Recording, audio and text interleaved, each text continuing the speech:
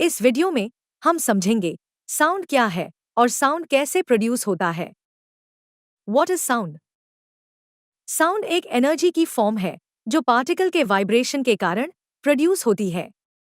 Sound air, water या solid material के through travel कर सकती है।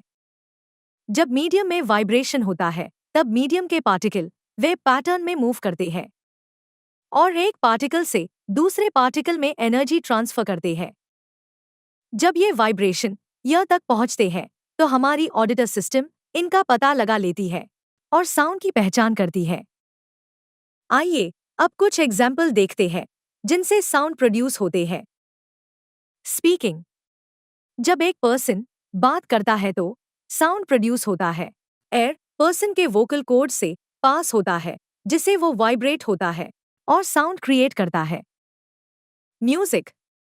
म्यूजिकल इंस्ट्रूमेंट जैसे गिटार्स, पियानोस, ड्रम्स और वायलिन्स साउंड प्रोड्यूस करते हैं जब इंस्ट्रूमेंट के स्ट्रिंग्स, कीज, मेम्ब्रेन्स और दूसरे कंपोनेंट्स वाइब्रेट होते हैं। आइए अब एक एग्जाम्पल के थ्रू समझते हैं कि साउंड कैसे प्रोड्यूस होते हैं। वाइब्रेशन।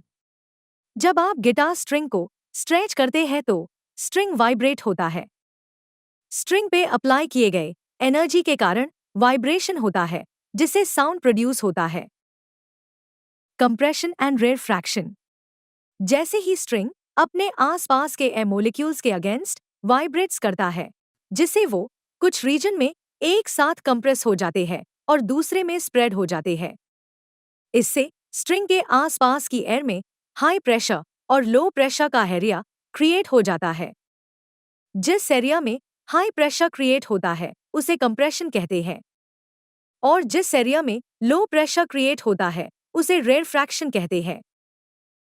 प्रोपोगेशन। साउंड प्रोपोगेट होने के लिए कंप्रेशन और रेरफैक्शन की फॉर्म यूज करता है जिसमें साउंड वाइब्रेटिंग स्ट्रिंग से वेव की फॉर्म में आउटवर्ड ट्रैवल करता है। ये साउंड वेव एयर के थ्रू सभी डायरेक्शन में मूव करते हैं।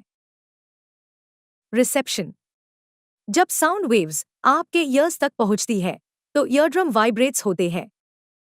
तब आपकी ब्रेन इस वाइब्रेशन को साउंड की तरह समझती है जो आपको गिटार के थ्रू प्रोड्यूस किए गए म्यूजिकल नोट को सुनने के लिए अलाउ करते हैं। इस एग्जाम्पल में गिटार स्ट्रिंग के थ्रू प्रोड्यूस किए गए साउंड के पिच इन फैक्टर्स पे डिपेंड करते हैं। स्ट्रिंग के टेंशन पे, उसके लेंथ पे और उसके मास पे। इन फैक्टर को एडजस्ट करने पर स्ट्रिंग के थ्रू प्रोड्यूस किए गए साउंड के पिच को चेंज किया जा सकता है। सिमिलरली साउंड के वॉल्यूम और लाउडनेस को स्ट्रिंग पे कम या ज्यादा फोर्स लगाकर एडजस्ट किया जा सकता है जो वाइब्रेशन के एम्पलीट्यूड को अफेक्ट करती है।